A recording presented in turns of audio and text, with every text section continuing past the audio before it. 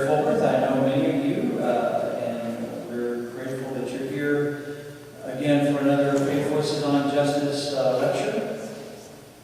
We are always honored to host this series and to have such great speakers from around the community come and be with us as we talk about faith and justice together. And I'm assuming a little bit later we'll talk about the Good Friday walk maybe at some point, because I know that's a faith and justice event on my heart as we are beginning Lent. It's become a favorite event of mine every year, and I hope, just to put a little plug in advance, that all of you might consider coming out and being a part of the Good Friday walk. And I'm sure Kim or someone will say a little bit about that in a bit. But we're grateful that you are here tonight, and I, as I am every month, am grateful for the man who really pushed us to start this series. Would you welcome Bill McElhaney?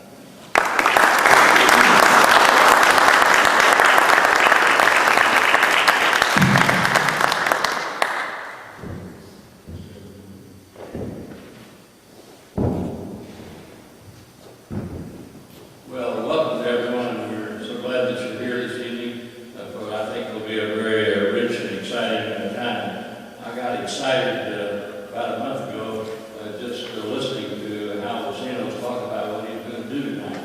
So I think you'll be excited about it too. We made some effort to invite some Hispanic pastors of the North Texas Conference. There are also a Hispanic pastor too in the area of the Rio Grande Conference. They belong to these two different conferences. I don't know whether any of the Hispanic pastors are here tonight, but if they come in later, we will introduce them. We'd like for you to meet them.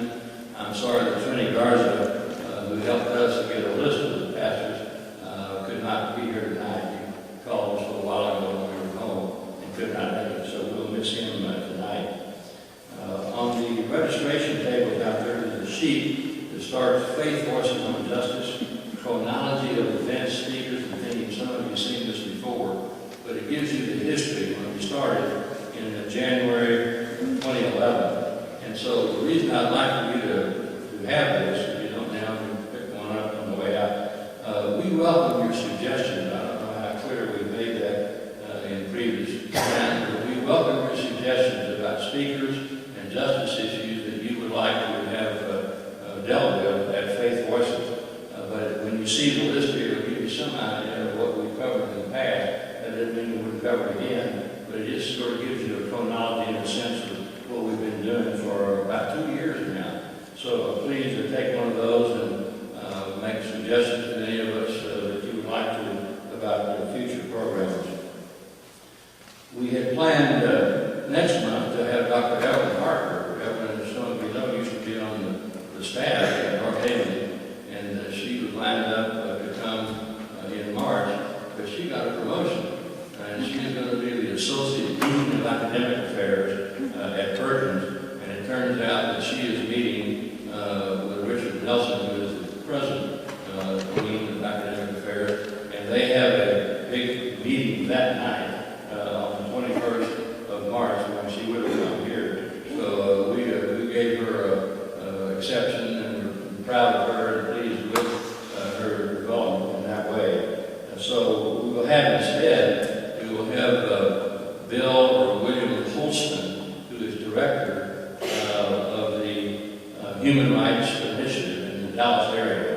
And I think that will be a very exciting program. I'll just say very briefly, so you have an idea, which you probably already have. Our asylum program assists people who have experienced or fear persecution or torture in their home country because of their race, nationality, social class, or religion. This is really, really important work for people who come for asylum under our laws.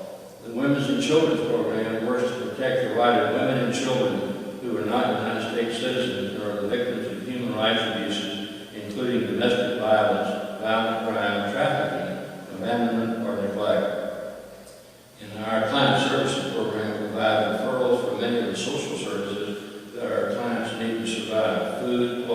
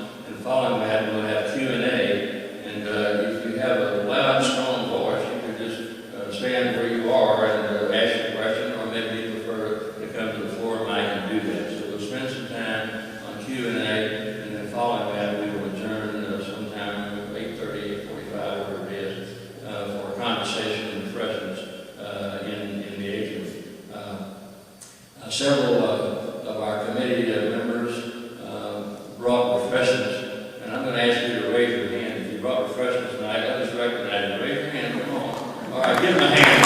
These are good professors. So when we take a break between Professor speech or presentation, we'll just take up an offering. The offering really helps us maintain our program. We give a rather measly $100 honorarium to all of our speakers, but they should come from out of town and we can pay those expenses as well. But a couple of our folks will help us pass the plate during that time, and you're welcome to give anything you would like to do. I'm going to call on Kim Batchelor. Kim, most of you know, has headed for a number of years the Dallas Area Christian Progressive Alliance, and she has an important message for all of us.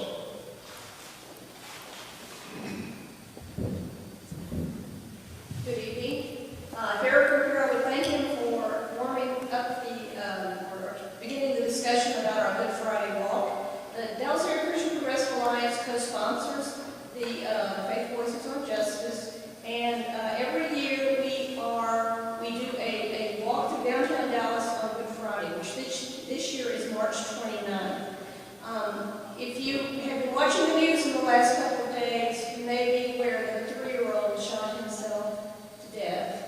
And we all know the tragedies of guns in the last few months. I mean, it's just been a continuous thing that many of us have really been struggling with, the violence and guns and what we should do that is take some reasonable steps.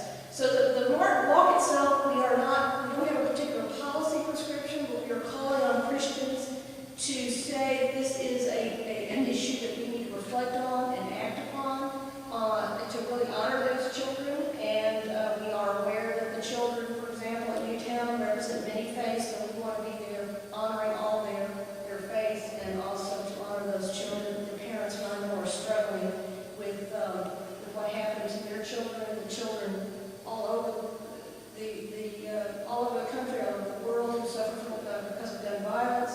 And I brought up last time, if you were here at our last talk, one of the most stark figures that I had heard recently was Children's Defense Fund in a study found that over 170 preschoolers were killed by guns in a one-year period from 2008 to 2009, more than twice the number of law enforcement killed in the line of duty at the same time. So in honor of all those children, we would like to see to invite you to participate in our walk this year. There's several ways that you can do that. One is to gather at Young and Harwood Street at about 10 a.m. on the 29th, which is close to First Presbyterian Church, and they are very gracious to let us use their parking facility there. It's easy to get back to at the end of the walk. The walk goes on for about 45 minutes to an hour through downtown Dallas.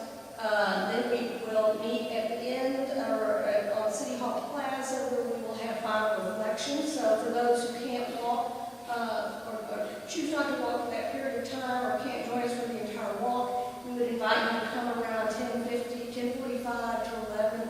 We should be arriving there and we're going to have some talks by Carrie Sumter Smith from Oakland Methodist Church. The Gospel Choir at Cathedral of Hope will be performing. We're going to have some poetry readings, some more remarks, and then we'll end sometime right after 11:15. So it's about an hour of time. And for a lot of people, this walk for them becomes something that is very important for their Easter weekend. It's an important pilgrimage that we do through our city to always stand up for justice, and in this case, to really stand up for these children. The other thing that you can do in addition to, or if you can't join us on the walk that day, is we have flyers out, and it would be we're very grateful to you if you could take a flyer or two and take it to a place, distribute that for us, but let people know who would like to join us that day to honor these children. So if you have any questions, feel free to ask me or any concerns, thoughts that you have. Come by, be here until afterwards. There's also a place for you to sign up for our e-newsletter, and we'll be updating on information about the walk through that e-newsletter. And so we appreciate you having your name and added to that list. There's no charge involved with that. So thank you very much. Thank you, Kim. I subscribe to the theory that most of us don't remember introduction of speakers, but I think it's important to give a kind of a profile of the speaker. You may or may not remember, but it gives you a sense of how that particular speaker has spent time and effort in a particular area. So here goes an introduction from Professor Hal Recinos from his bio. Professor Recinos received his Master's in Divinity in 1982 from Union Theological Seminary, I think in New York. There's a Union in Virginia also.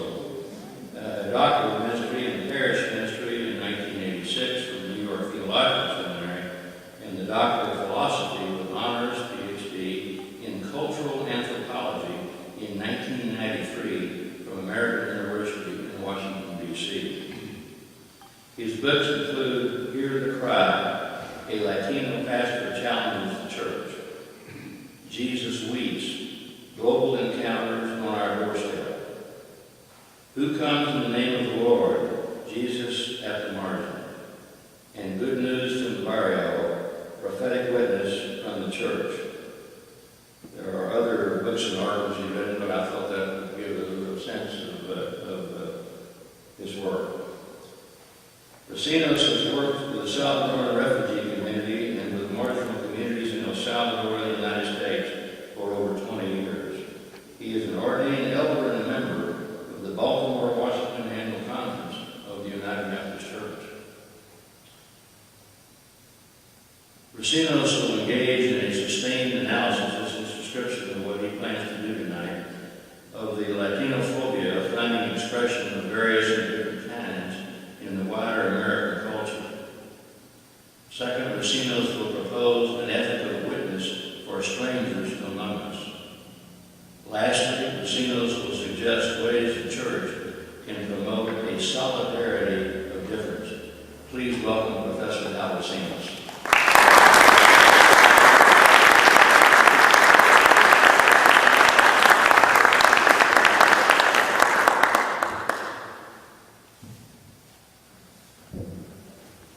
Thank you very much. And, really, it's an honor to be here with you and to be a part of this series and the work of this church. When we first arrived here in Dallas, some 11 years ago now, we visited and it was before the new sanctuary was built, and we saw models of it. It's my first visit in the new space, and it's a very beautiful kind of space. I hope we do lots of theater work.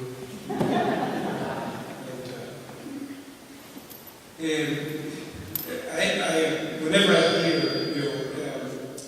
hear the cry, pastor challenges the church. You mentioned that was the first work I ever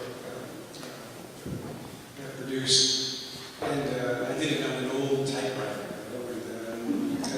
One-line memory, and I remember it was with Westminster John Knox Press when I was told that just one more revision, clean copy, and I looked at the editor and I said, I don't think I'm going to do this. I've had enough, but he encouraged me to go on. And after it came out, I grew up in New York, in what we affectionately call La República del Sur del Bronx, the Republic of the South. And, folks in my neighborhood said, we've got the perfect title for your second book. Heard the Cry, a Latino pastor gets fired from the church. And folks in my neighborhood keep on honest.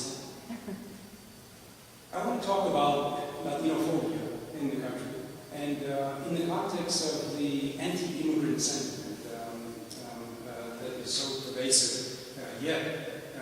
In the States, and the way in which newcomers, as well as Latino citizenry, are collapsed into this singular category of stranger among us.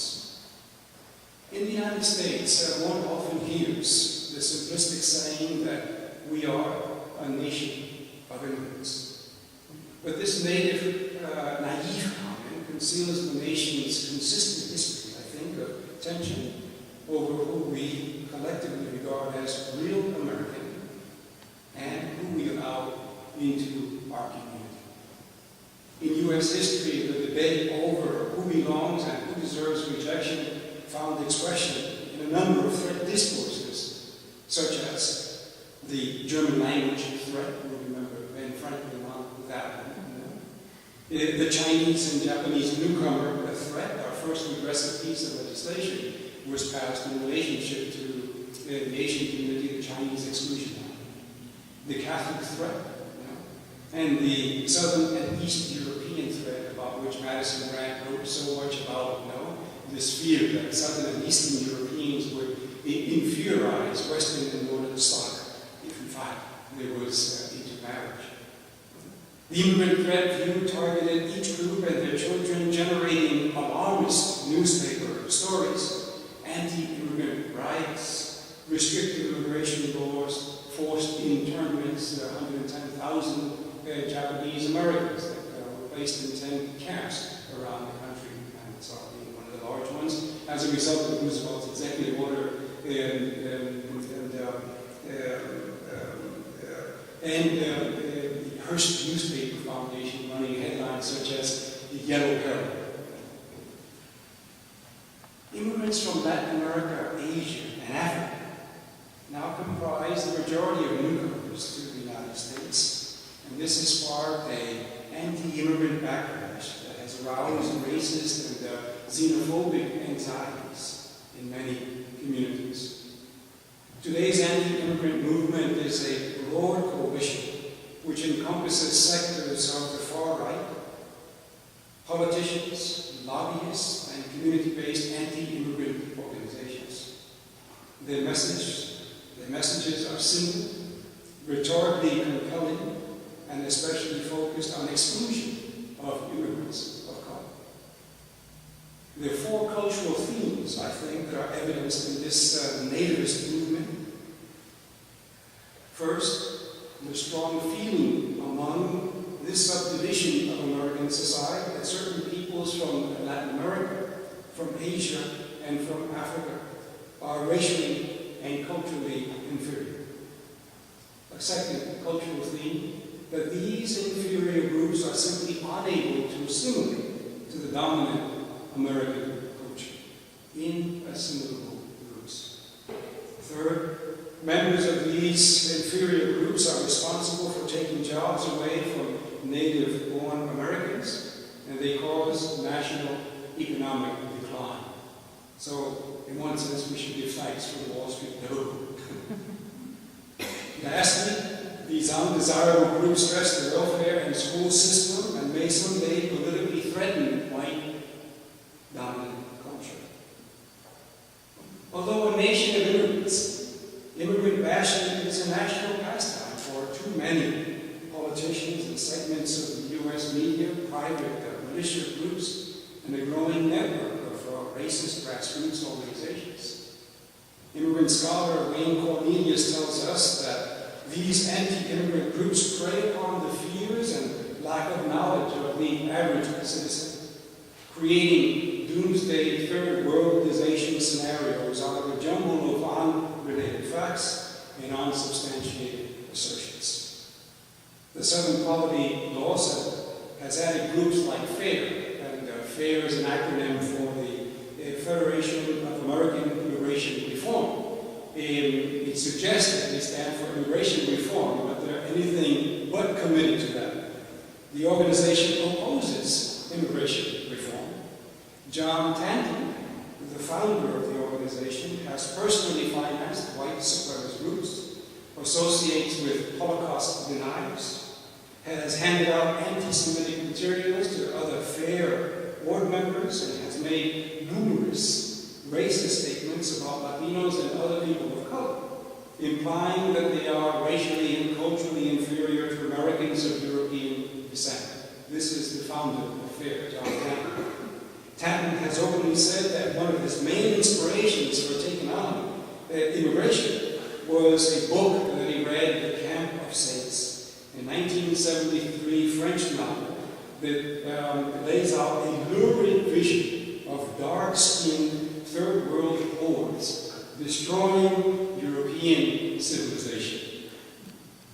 Failures, as well, members of his board have written for explicitly hate and white supremacist websites. We can find that by simply Googling. Formerly of CNN, Lou Dobbs, closely associated with faith, and mainstreamed the organization's ideas on his show. He was a friend, a close friend, and is a close friend of John Patton.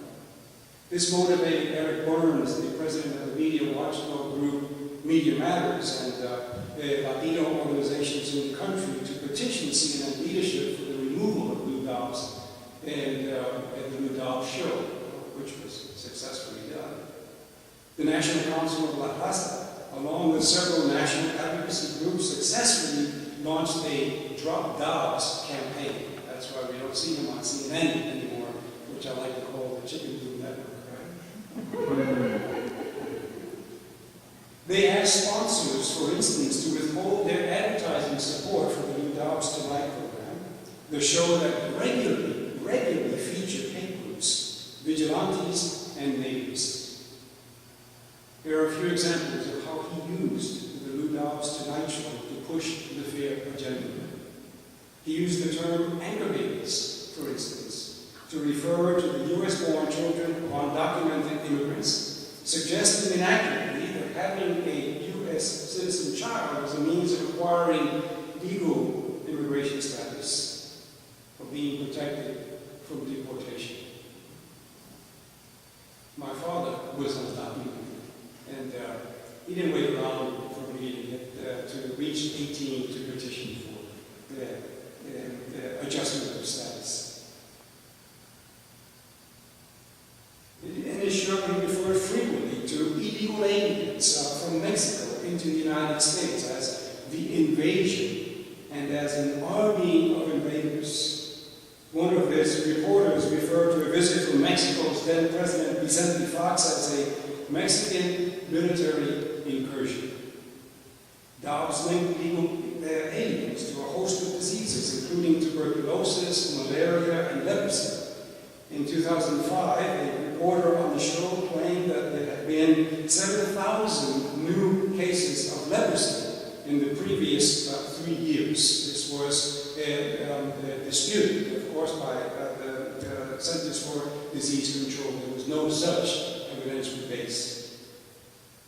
He featured on Lou Dobbs Tonight show the late Madeline Cosman as a medical expert in a discussion of the diseases that illegal aliens are bringing into the country. Ms. Cosman was not a medical doctor, but a prominent anti-immigrant activist who stated that Mexican immigrants were prone to molesting children. The Lou Dobbs Tonight Show. Dobbs is only one among a host of right-wing broadcasters who sell hate as the American dream.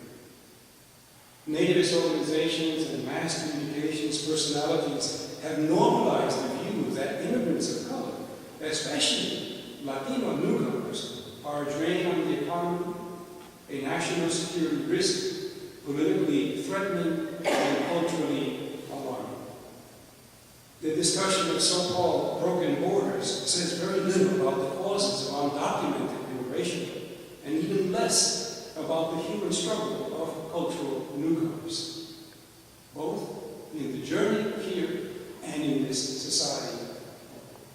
Mostly one hears that Latino illegal aliens are carriers of diseases, leprosy, as I mentioned earlier, tuberculosis, dengue fever, polio, malaria, the criminals, the murderers, the rapists, they may even be terrorists and a danger to the citizenry of the nation.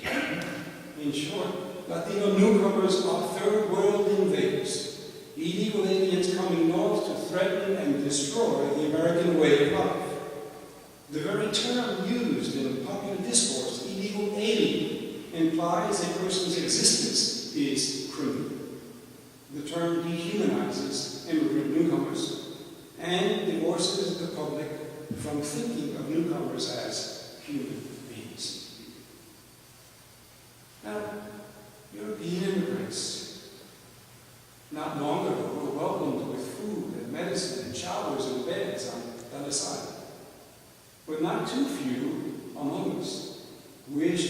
days mostly non-white newcomers with military aircraft, border agents, vigilante groups to keep them out of the country. In fact, we passed a fence act, didn't we?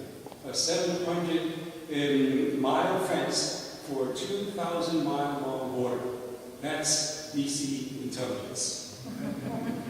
And then I always ask myself, who's going to build this fence? Where are the artisans? We will build the fence, and we will put the tunnels underneath it.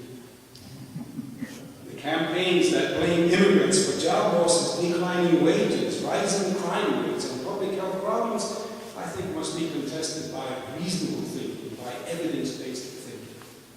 The reasons for economic decline and a diminished quality of life is not the presence of undocumented immigrants that contribute significantly to the American economy and its growth. It's downsizing, outsourcing, stagnant wages, labor union decline, war costs, the steady loss of medical and retirement benefits, and the unprecedented transfer of wealth from the poor and middle class to the 1%. The blame being that holds immigrants responsible for mass unemployment and cutbacks on social benefits diverts, I think, public attention from state economic policy, its ambitions for empire, and the social inequalities produced by a global capitalist system. Instead of blaming hard-working non-citizens, public intellectuals and politicians should be fighting for full employment at living wages, defending our right to high-quality education and health care and public services, criminalizing undocumented immigrants in the country who are here searching for a better life is an inhumane distraction from the more formidable challenges that we have before us. I want to focus, as I turn this corner, on especially two anti-immigrant thinkers, Peter Greenberg and Samuel Huntington, the late Samuel Huntington of Harvard, in political science. We're in the midst of a second great wave of immigration in the United States. Roger Sanchez, the anthropologist, remarks, in less than 100 years, Americans of African, Asian, and Latin American ancestry will outnumber those of European origin. By 2080, the proportion of European Americans will fall from 74% of the U.S. population to 50%. And the rest of the U.S. population will be 23% Latin American, 15% African American, and 12% Asian. The great transition among America's children will arrive even sooner. By the year 2035, only 49% of children under the age of 18 will be Euro-American. This is the kind of demographic shift underway in the country that has resulted in this issuing forth of an anti-immigrant backlash. The hostility is especially directed toward Latinos and Latinas. When we think of the image of the so-called illegal alien, the face, the stereotypical face is that of a Latino. There are 3 million undocumented persons in the country from Europe and Canada. But we don't think of Europeans nor Canadians among the undocumented. It's a Latino face. To be more specific, a Mexican face. Latino immigrants are foreigners, images aliens, strangers, as illegal outsiders with unethical and immoral values, behaviors, and cultural practices. Not surprisingly, the social construction of Latino immigrants' identity is constituted by what anthropologist Leo Chavez calls a Latino threat narrative. And in this Latino threat narrative, all Latinos are collapsed. This narrative is a formation of ideas and images and practices that produce knowledge of, ways of talking about, and forms of conduct directed toward Hispanic Americans. The Latino narrative explains, Chavez argues, Latinos as unable or unwilling to integrate into the social and cultural life of the United States. They do not learn English, which means that all of you are very good Spanish speakers. They seal themselves up from the larger society, reproducing cultural beliefs and behaviors antithetical to modern life, such as pathologically high fertility rates that reduce the demographic presence of white Americans. Latinos are an unchanging people, standing outside the currents of history, merely waiting for the opportunity to revolt and to reconquer land that was once theirs. This is the Reconquista theory. Pat Buchanan has written about this quite a bit, that we're all allied with the old Chicano movement and those political interests in Mexico to reconquer the Southwest, And this is the kind of argument that Elizabeth Hayes and Barbara Poe were making, drafters of Proposition 187 in Los Angeles, in the editorial that was sent to the New York Times about given the rate, the growth of the Latino population in California, one day they would be the majority, and they would pass a referendum to annex California to Mexico. But they got on Schwarzenegger instead.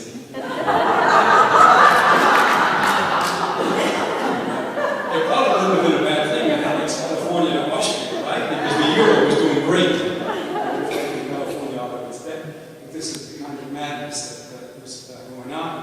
Latinos live to destroy, called the Latino threat narrative, to destroy social institutions such as medical care and education.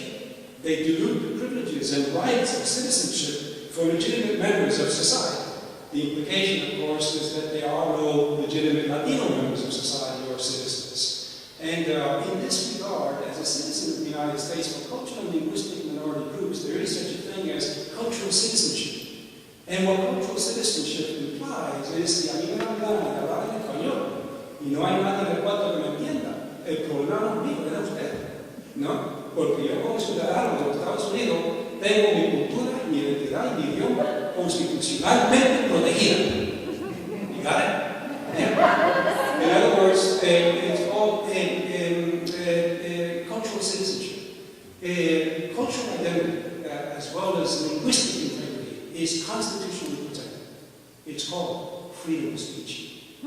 As a citizen of the United States, the Constitution protects my freedom of speech.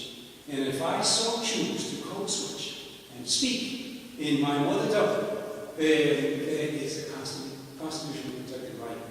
And this is a little nuance of the law, I think, that was missed in Farmer's Branch.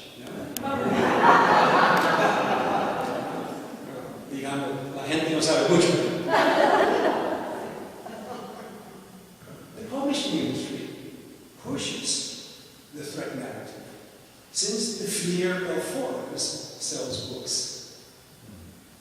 Beginning in the 90s, books dealing with the immigration threat is reflected in works like, I like this author, and I wasn't pleased with his work, Hal Recinos, The Disuniting of America, where he goes after Mexican studies programs, ethnic studies programs, and calls it the cult of ethnicity, that it contributes to fragmentation. Right? Remember what happened in the passage of this anti-immigrant law in Arizona, where the educational system, the school board passed a rule that you could no longer teach Mexican American history.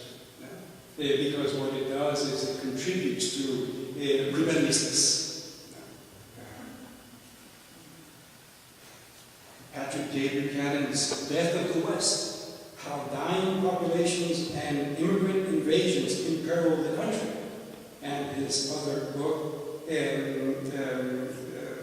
Civilization and State of Emergency, The Third World Invasion and Conquest of America.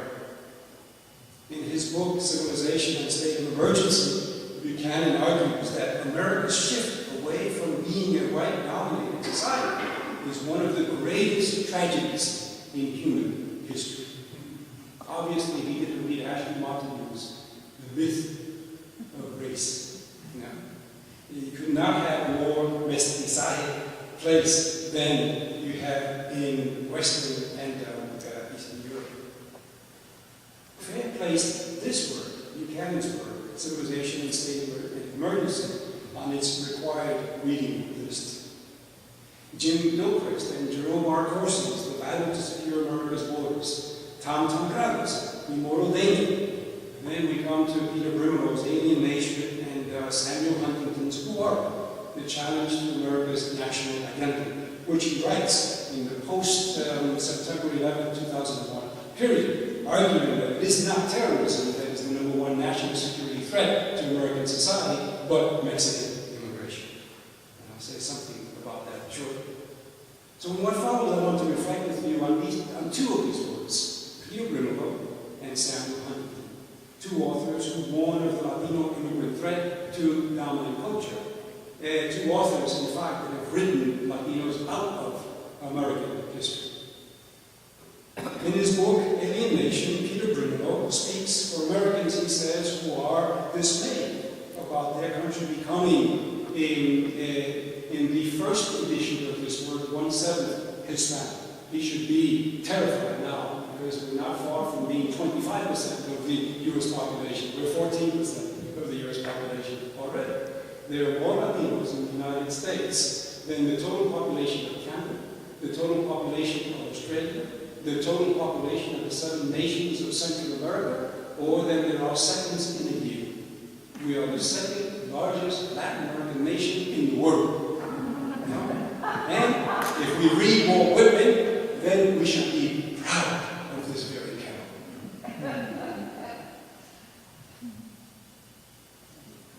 Using racialized language, Brimelo claims that white America's culture and arguments and traditions are threatened by immigrants of color from Latin America and Asia, which have created, he says, a teeming underworld within U.S. borders.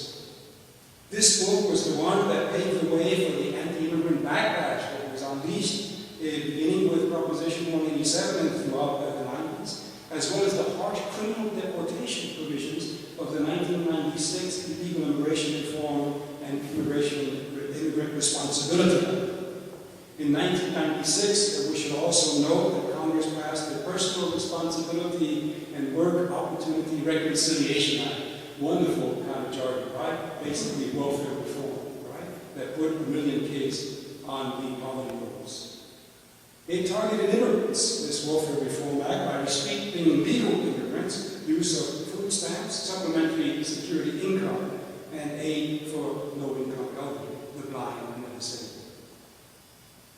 Brimelo's xenophobic and fear-based rhetoric uses fear as a means of persuasion to propose what he calls a race-based immigration policy to assure, he tells us, a white future for the United States. Brimelo attacks the Immigration Act, passed in 1965 and sponsored by then freshman Senator late Ted Kennedy. He argues that the Immigration Act sparked the ethnic and racial transformation of America that threatens what he refers to as the white ethnic core of the American nation. And he also argues that this was like kicking society in the gut after it already passed the Civil Rights Act and the Voting Rights Act. In other words, the racial and ethnic balance of America is being radically altered through public policy, and we have to reverse this. VDARE was created by Peter Brimelo. VDARE is a white nationalist group that warns of America's darkening future, where white Americans are the minority and advocates, and he advocates a political strategy in which he argued at the formation of VDARE, the Republican Party ends its outreach to minority voters and instead becomes the party of white America. This is his vision for the Republican Party. Be interesting to hear what he has to say now. VDARE is described by the Southern Poverty Law Center as a non-profit that warns against the polluting of America by non-whites, Catholics, and Spanish-speaking immigrants. They had a major conference a couple of years back on the campus of the University of Maryland in Frederick. They had 70 public intellectuals, academics, and activists that participated. Lou Dowds was there. VDARE regularly publishes articles by prominent white nationalists, race scientists, and anti-Semites. Peter Brimlow explains that Adair was named after Virginia Dare, the first English read in that way, a child to be born in the New World. This is where his organization takes its name. Adair writer Robert Weisberg blames problems in the educational system on the alleged insufficient IQ of much of the population, especially the population of color. Particularly, he writes, blacks and Hispanics.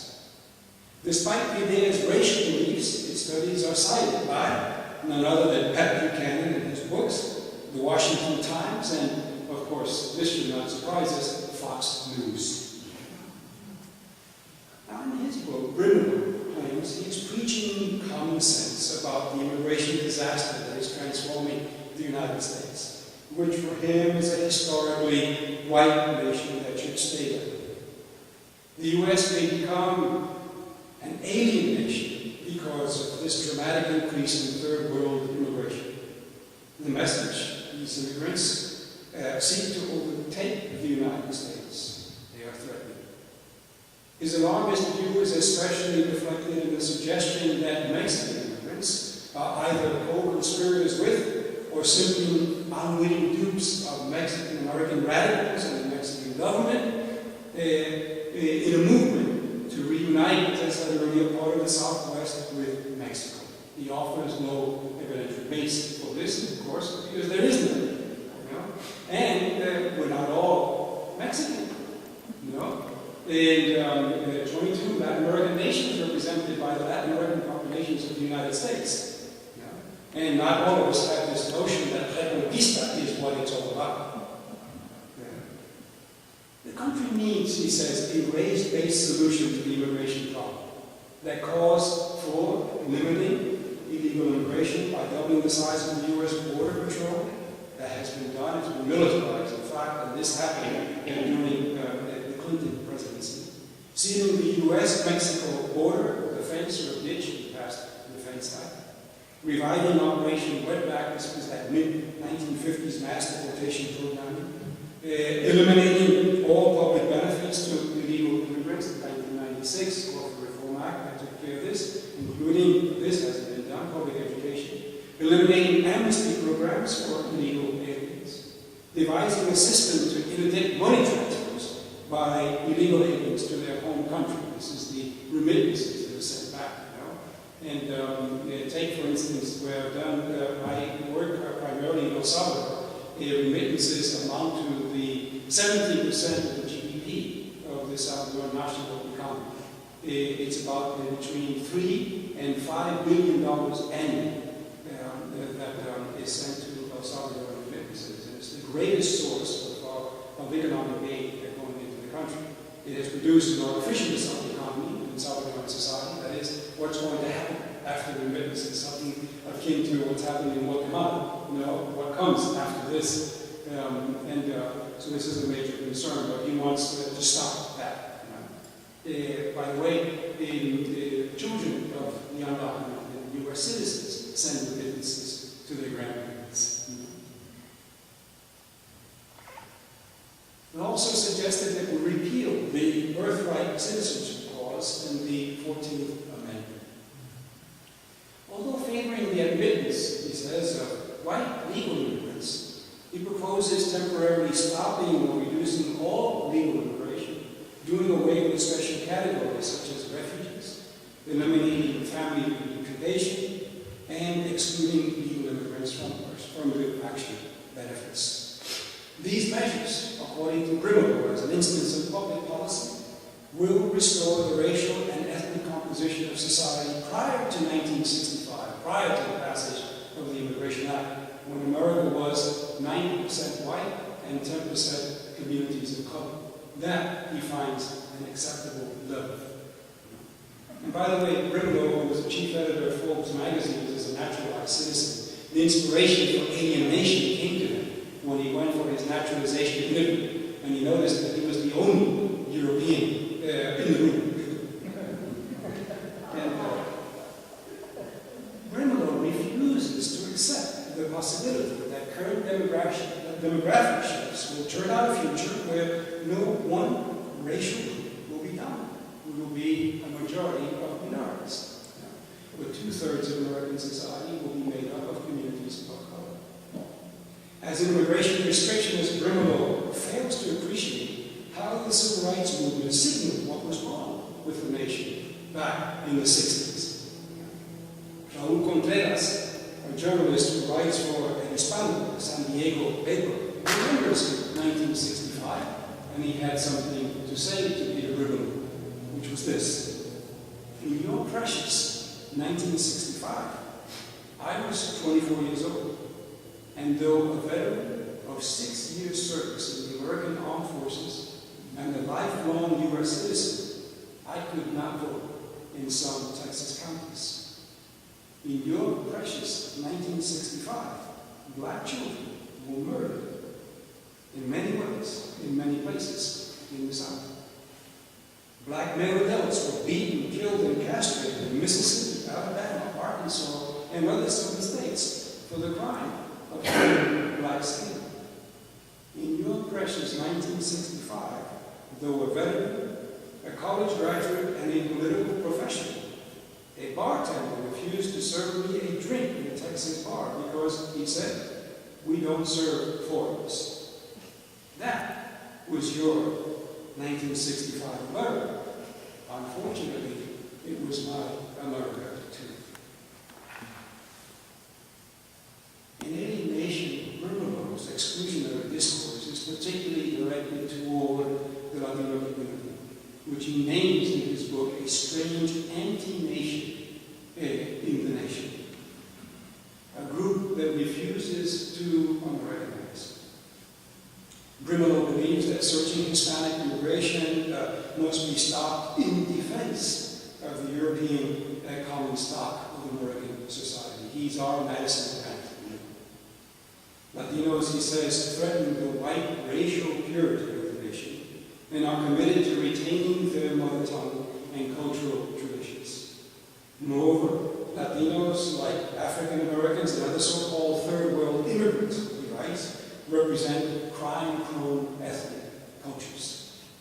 He believes that Latinos and so-called third world immigrants have driven America's crime rate up, and for him, the new units of organized crime in America are Mexican, South Korean, Chinese, African, Chaldean, Colombian, Iraqi. So these people need to be kept out.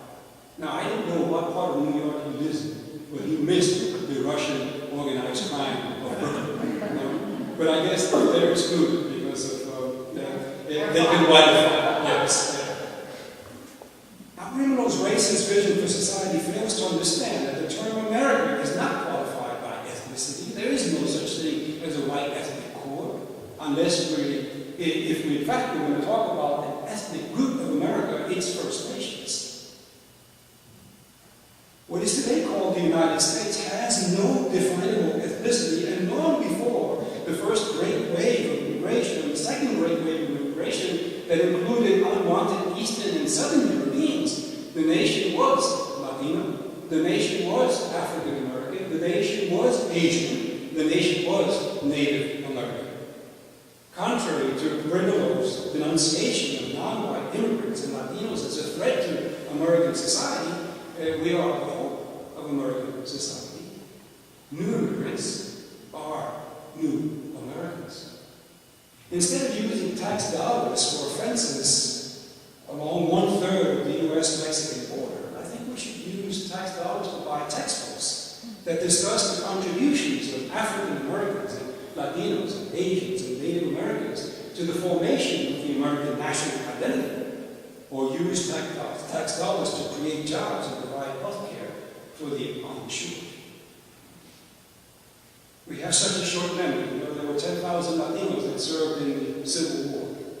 This is not taught in our history books, you know, and or the social studies leaflets that our children are getting when they come home and talk about the Civil War. I always ask myself, and when my son was reading this, I had to supplement it, you know. And, I said, you know, there were 10,000 Latinos in the Civil War, and we weren't all on the Union side. You know, they're Latino Confederates. You know, can you imagine?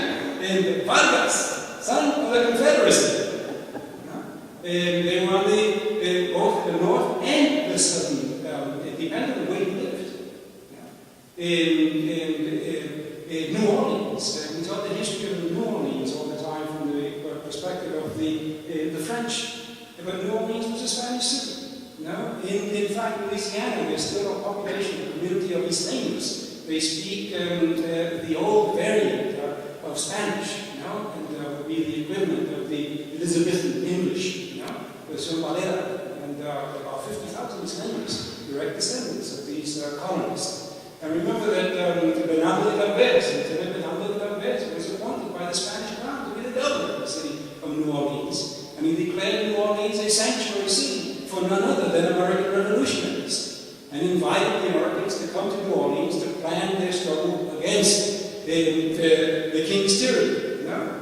And he raised an army, and he marched on behalf of the American Revolution with his army, recruits that he got from Cuba, Dominican Republic, Puerto Rico, colonists in Pensacola, Florida, and defeated British there on behalf of the American Revolution. We didn't all just cross the border. Before Plymouth Colony was Santa Fe, San Agustin, 10 years before Plymouth Colony. The English created a successful colonial project.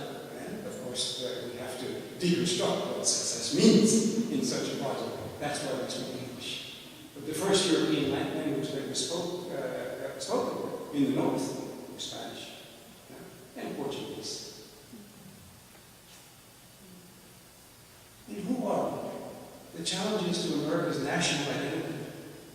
Harvard professor, the late Samuel Huntington, expresses as well fear about Latino immigrants, arguing that America is coming apart. And it's coming apart especially due to the growing numbers and geographic concentration of Latinos. Huntington alleges that American national identity and unity is especially threatened by Mexican newcomers to American society. And he argues that the Mexican newcomer refuses to assimilate and acts in very un-American ways. He says that these Latinos bring a self-understanding to American society that challenge its core Anglo-Protestant values, which are foundational to American national identity. This has been a term that I've discovered here in the Southwest, especially in Texas. When we want to make reference in the vernacular speech to a Euro-American white humanity, the term that's used is Anglo. You know, and which speaks the kind of culture contact that has place between the Mexican population and new American arrivals. But I haven't met an Anglo yet. I haven't met one Anglo in Texas, and I'm sure they're here. But I've met German Americans, and Czech Americans, Italian Americans, lots of Irish Americans, and but I haven't met one Anglo yet. So these terms, these essentializing terms, are also problematic, like Latino and stuff. But un-American, what does this mean? Huntington fails to know how the civil rights and racial justice movements of the 60s made the Anglo-conformism of which he speaks, now the Anglo-Saxon institutions as the center, the foundational center of American society, possible for millions by linking the political sensibilities of people of color with the American democratic tradition. Because most immigrants now come from Mexico and speak Spanish, Huntington contends that the United States is becoming a culturally bifurcated Anglo-Hispanic society with two national languages. Horrifying, you know? The language is cultural capital. And in fact, I think we should all start learning Mandarin. Now, if we want to make the case for English only, I would argue against it from the Puritan tradition, and argue that the official language of this biblically based society, as they argue, should be Hebrew.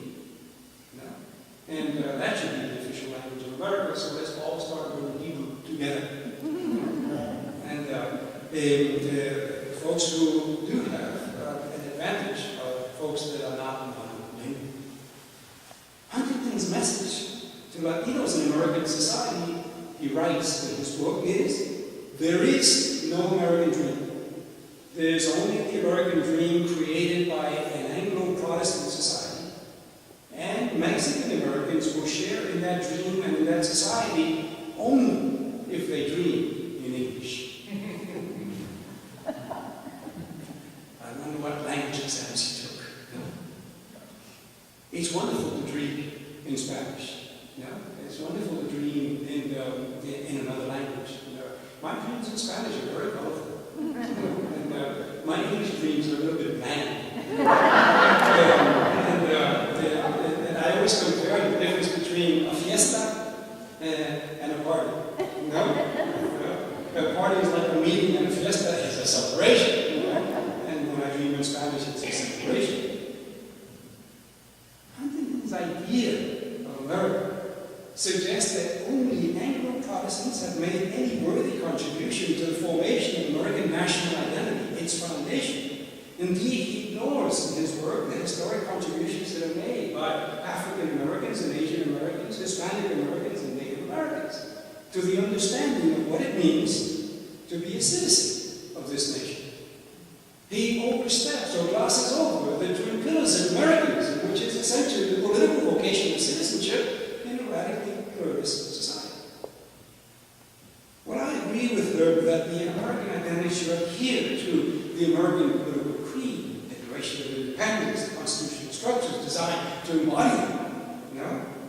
I have freedom of speech. I disagree that American national identity issues forth from core Anglo-Protestant culture. Most certainly, I can celebrate with Huntington the public call to celebrate Anglo-Saxon cultural contributions and traditions, but not at the expense of the contributions of all others in this great social experiment. Huntington's footnoted racism neither meets the challenge of America nor advances the deepest values of the American social creed. That creed, which was foundational for King's speech, I have read. Our Harvard professor perhaps would understand the Reverend Dr. Martin Luther King Jr.'s words when he spoke. Nothing in all the world is more dangerous than sincere ignorance and conscientious stupidity.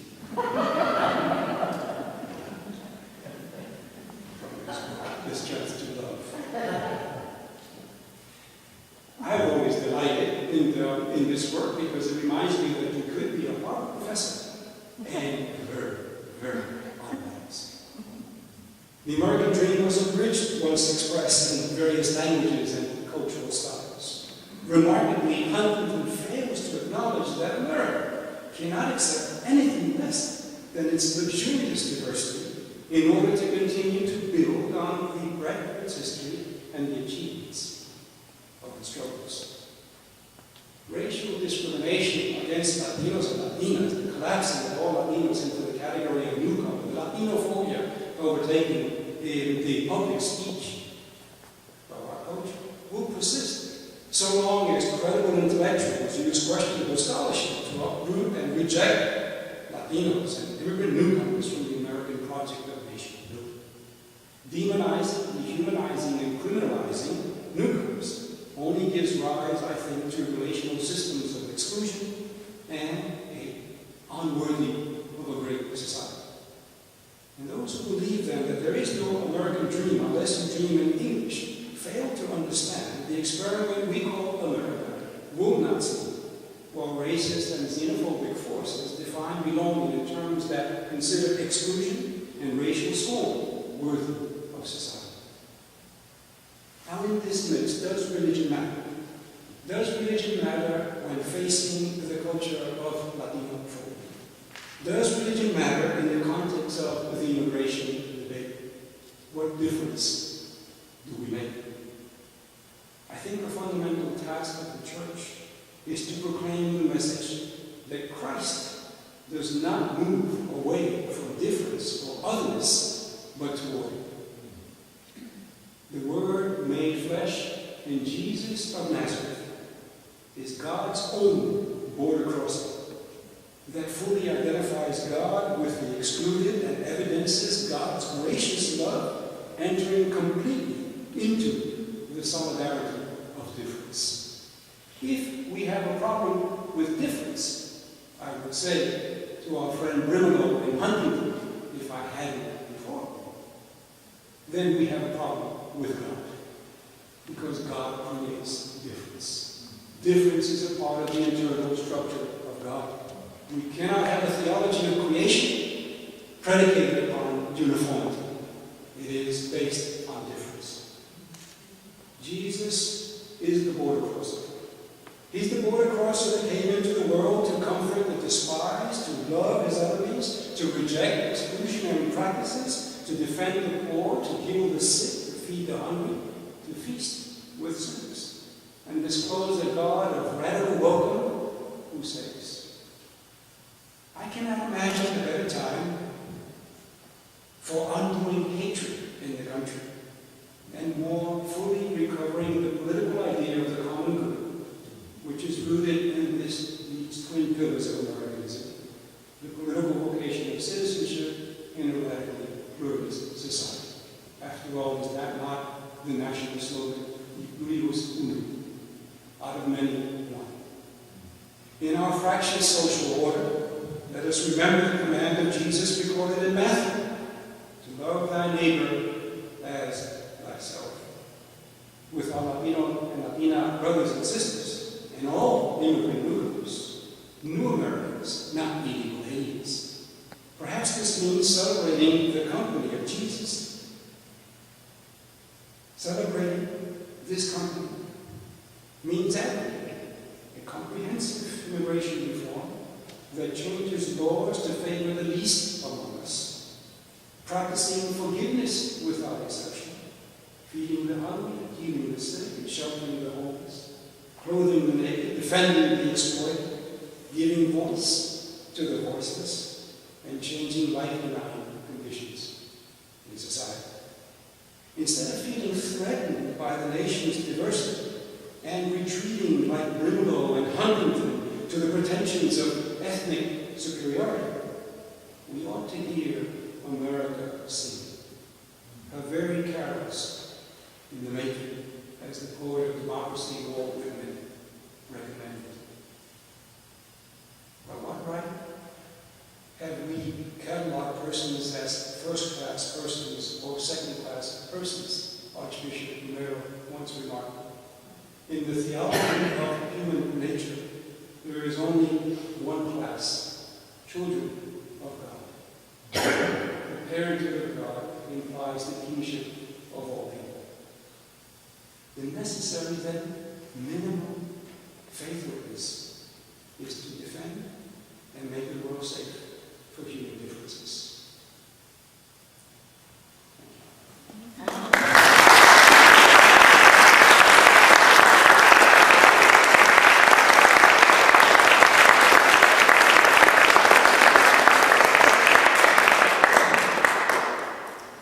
We have time now for some feedback and questions and answers.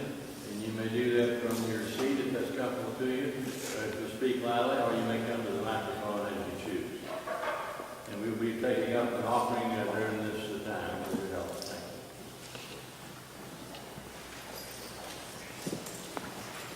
I have a question. Thank you very much for coming this evening. This is a very interesting presentation. My mother attended segregated schools here in Dallas. I was born in 1961, and I did not attend segregated schools.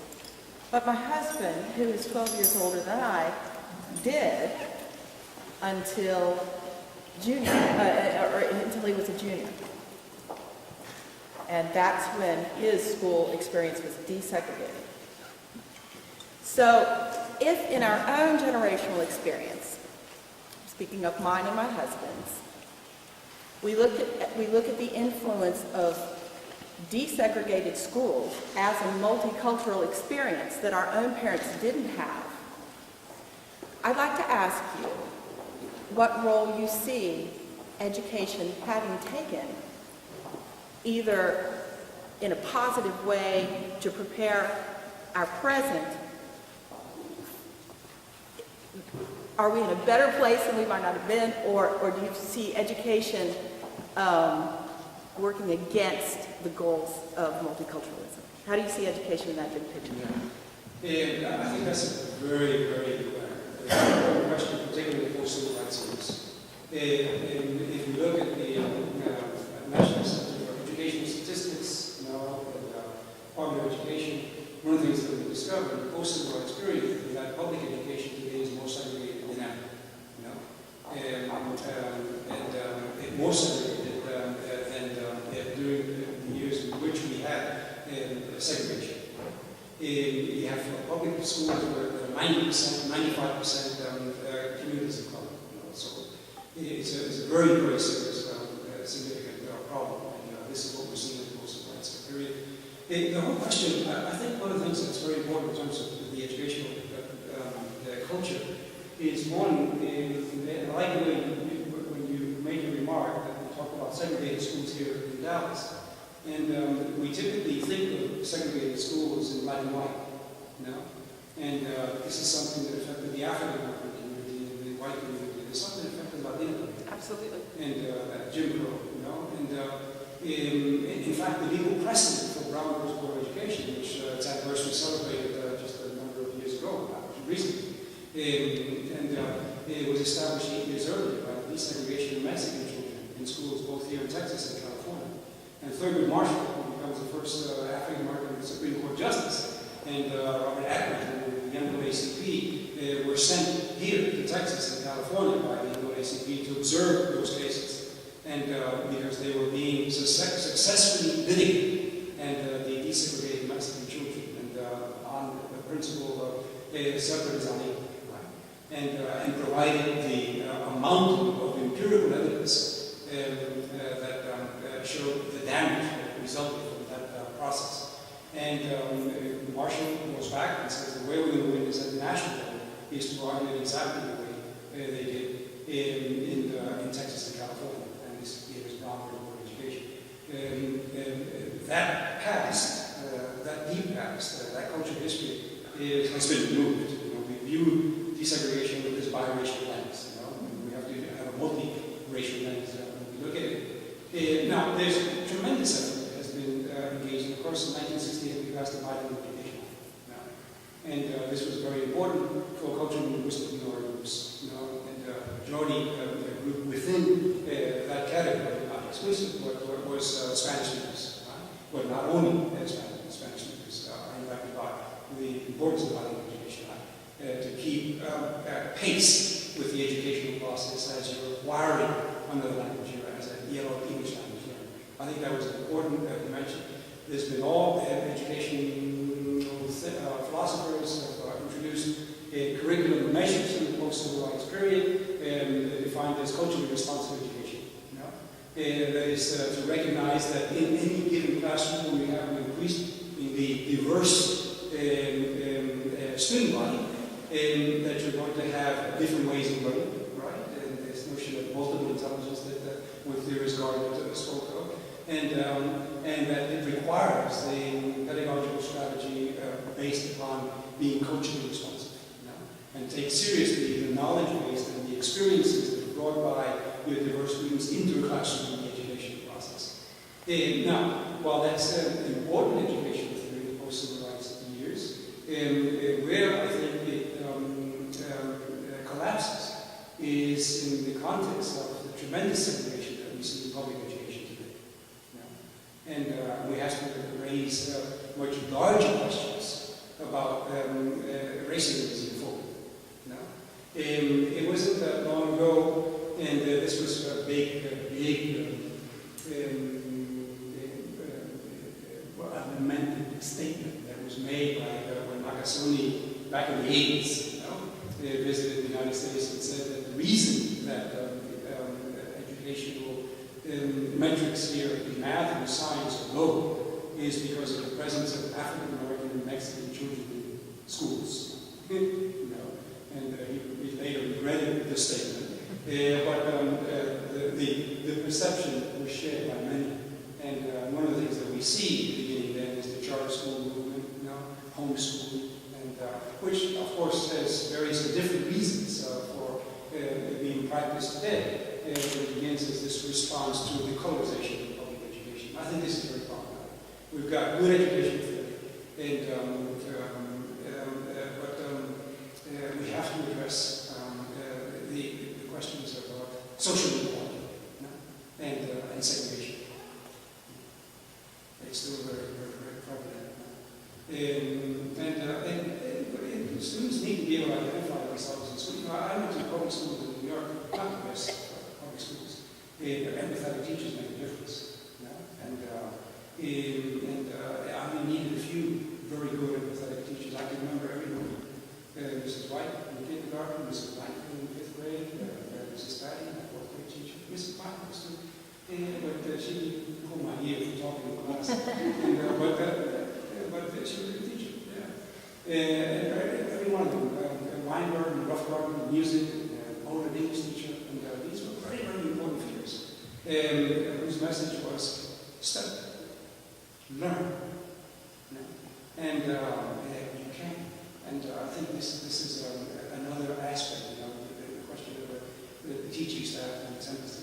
Now, in public education, you have to remember too that 90% of teachers in public education come from monocultural schools, and primarily white teachers. And in public education, dealing with primarily children of color that are coming from diverse backgrounds.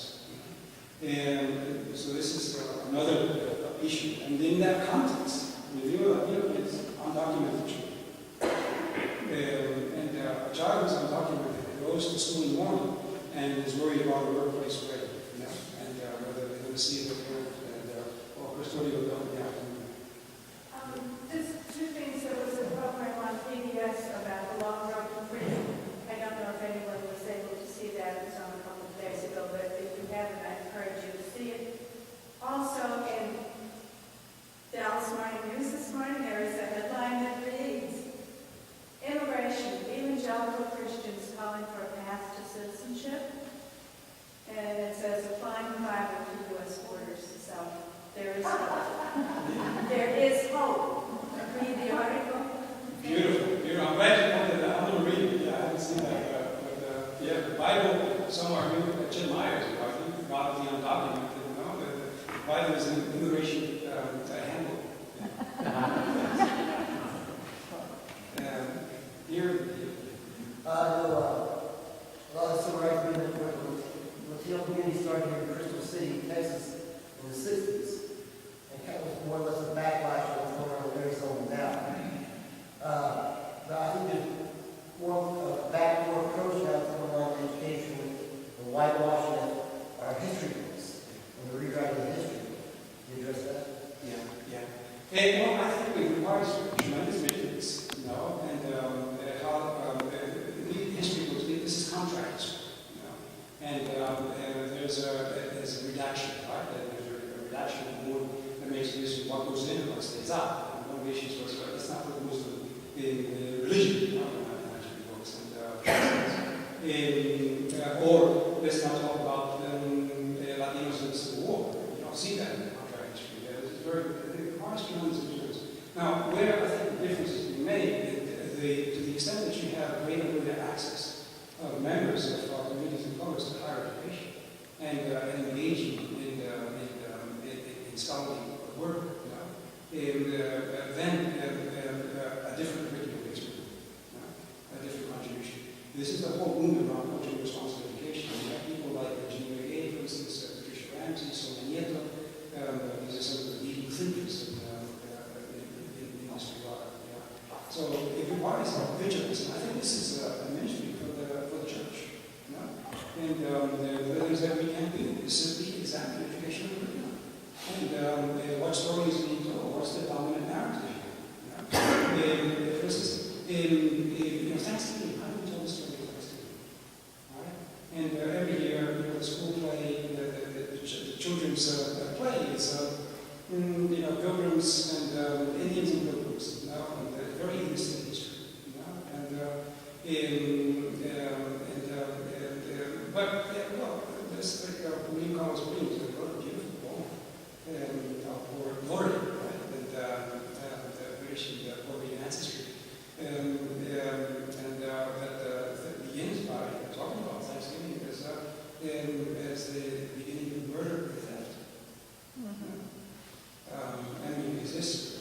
thanks for leaving that. These are very important kinds of issues in terms of reflecting on the historical world. What does this history mean?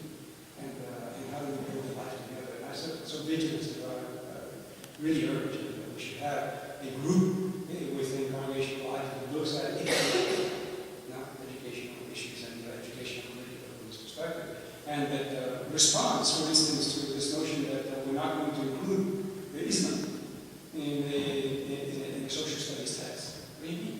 No. American society is one of the most religiously diverse societies in the world. Number one. And one of the fastest growing religious traditions in American society is Islam. No? There are more Muslims in America today than there are Episcopalians and Presbyterians combined. And so it's important to have that. It's important to think about our multicultural social reality, who we are as a diverse people. So vigilance. Here and then we hit first and then. Your presentation, I thought, was devastating. The degree to which you documented the depths of racism, and even in unsung, surprising places. And I was very, very hurtful, and I liked your words there at the end about you. The last discussion, both about the article in Morning News, even people whose lives have been devoted to listening to the words of Jesus, it's interesting that they only now hear him saying something about being hospitable to people. And the words, and when you talk about the Muslims, the words of Jesus are not going to resonate too much with Muslims in achieving what you're talking about. It seems to me that there is a dynamic of fear involved in all of this on both sides, that is what must be acknowledged and addressed. And the people you quote they're coming from a very sophisticated level, from a position of great fear. And there are 1 million Latinos in Dallas County, about 800,000 Mexicans, and of those 360,000, I think, came to the United States in the last 20 years. Only 16% of those are naturalized citizens. That's a lot of Mexican immigrants in Dallas County that have who are blocked. Most of them are blocked from citizenship. I just heard on the radio today about a 2-decade wait from the time of application and the people that applied in 1997 only now being considered for citizenship. We have a whole population of people that we are blocking, and they live in terror every day of their lives. And then we, America, the white guys are all living in fear about those folks taking our jobs or taking over our politics. And it seems to me if we don't deal with the dynamics of fear honestly and acknowledging it on both sides, that we're not going to deal with that by quoting the words of Jesus. And there's got to be a dialogue at a different level. Yeah, absolutely. I think, and if we do quote the words of Jesus, it's to clarify the values by which we live. And I think that's very important in terms of a Christian ethical stance, with respect to public policy. And how do we bring good news to bad news situations? One, it begs the question, we need comprehensive immigration reform. And if in fact you're here and you're waiting to adjust your status and you've naturalized and now you're petitioning for the rest of your family, you should not have to wait 10 or 20 years for them to come. And what that contributes to, I wouldn't know. No? If I am naturalized and I petition for my wife and children, I'm not going to wait 20 years for a disposition, and for them to adjust status and come to the country. I'm bringing them to the country. I'm not going to be separated from them. And this is what happens. So we create the conditions that contribute to entering the country unrespected or overstayed visa. And then begs the question. It's very foolish to antagonize that 30% of our population in Dallas County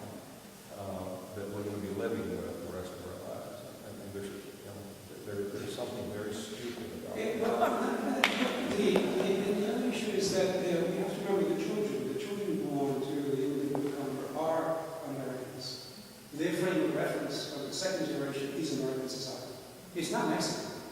No. Ruben Lombard and Alejandro Cortes, they have focused, all of the scholarship is focused on immigration issues.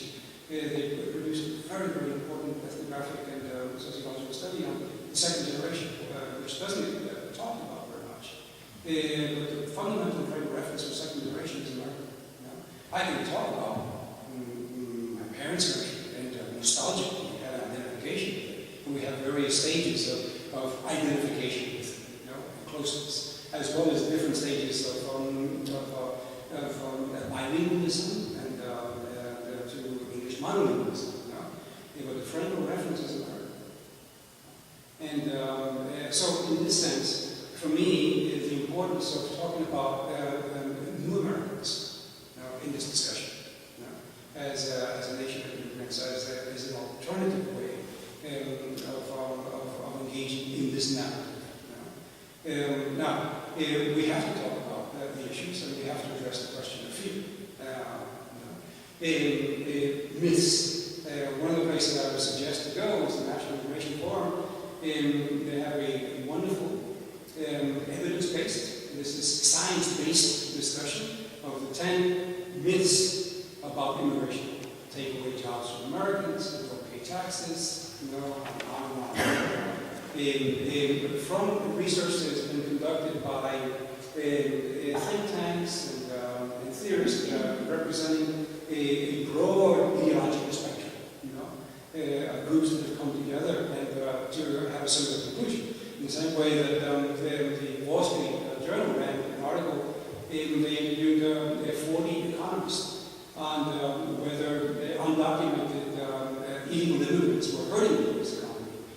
38 said, we're making a major contribution to the economy, to this group. And one of these is George Borges, who isn't exactly the radical left economist. And so these issues. Texas State Controller's Office against science-based discussion. If you look at the State Controller's analysis of the Texas economy, one of the major contributions it's made to the Texas economy and in millions of dollars is the taxes that are paid by the undocumented population. They're a major taxpayer. No, in terms of over 70% pay income taxes, and they don't file for that. That even goes into a special fund at IRS, or baby boomers have benefited from that special fund.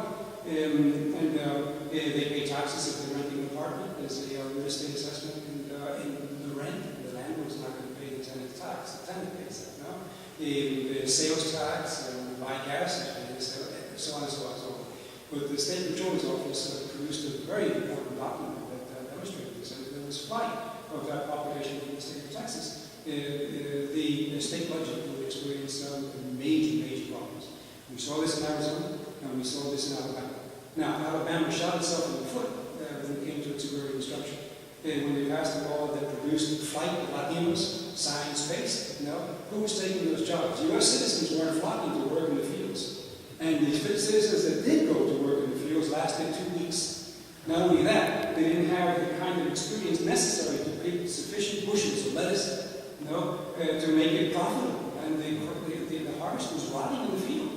And the business farmer, small business farmer, that was hard hit by this, it was arguing that we made a serious mistake, a real big blunder. It's costing us millions of dollars.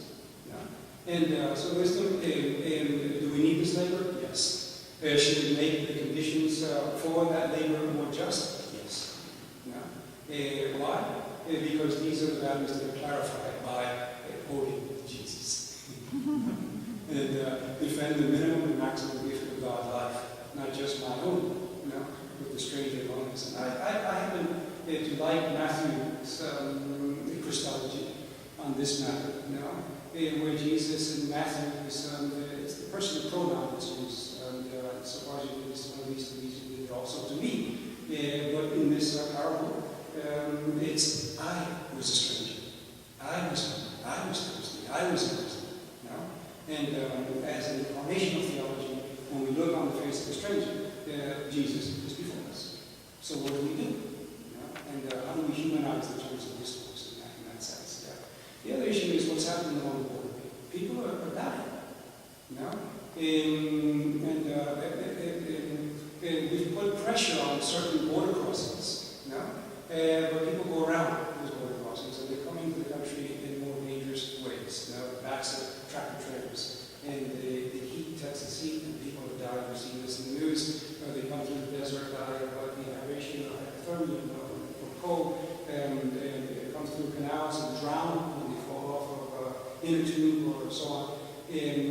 So we're not preventing people from coming. People are going to come, and labor in American capital needs that work. So we have to change the discussion in a very major, significant way around this issue. But I agree 100%. Address our fears, and let's engage in reasonable, science-based discussion of the issue. Let's go with these myths, and not objectify. I think the dehumanization, the objectification in the dominant discourse is very describing. Especially this language of the evil, or looking at the second generation as somehow not known to America, or the third and fourth generation not being, good Americans. And was Alberto Gonzalez a good American, U.S. Attorney General, the son of a sharecropper? He's that second generation. And does he think of himself as a, in Guadalajara? No, he comes from the Rio Grande Valley. Right? The other issue, we have to go back to history. America went to war twice to incorporate the Latin American population into the American experiment. The Mexican-American War and the Spanish-American War, from which we got two of our major populations. And the Mexican-American War, we also, if you remember, was opposed by then Senator Abraham Lincoln. This was, again, ambitions of empire, a land grab. And it was opposed by Ulysses S. Grant as well. Both of those senators went on to become presidents of the United States. And that should be in the history books too. Right? We don't talk about that very often. So we went to war twice, and the very first population was Louisiana, the Louisiana Purchase, right? Where we got the slaves. So this is part of that discussion as well. It's history to de-objectify, de-exotify, and to move away from this notion of the citizen stranger, that you somehow second-class and you don't belong. Lastly, I would say on this is Ronald Takaki's book, A Different Mirror. Ronald Takaki is the second generation Japanese American. He actually went to the college of wisdom. He went to graduate school. And he was coming home from the conference. He gets into a cab, and the cab driver asks him, "Where are you from?" He looked at him in the rearview mirror. "Where are you from?" He says, "Los Angeles." No. "Where are you really from?" "No. What do you mean, where am I really from?" "I'm from Los Angeles." And the second generation Japanese American. And in fact, it was the cabbie. There was the immigrant Luca from Pakistan. And so that inspired a book, A Different Mirror. Where he looks at American ethnicity, various and different experiences of ethnic groups in American society, sharing the same social space, not the same geographic space, but having very different kinds of social experiences. That's a part of the discussion too. And immigration, well, that's enough. But it's a big issue, and I think it's important to have that kind of reasonable discussion. We need to, and then. I just wanted to tell you a little story. In 1957 or 8, I was at J.L. Long Junior High here in Dallas, and I read the American history. There was a part about the Second World War. Now my parents, their families, not my parents, but their families had been put in camp. And I read Second World War, and it was not in there. And, you know, it really made me think, who's right, my parents or the book?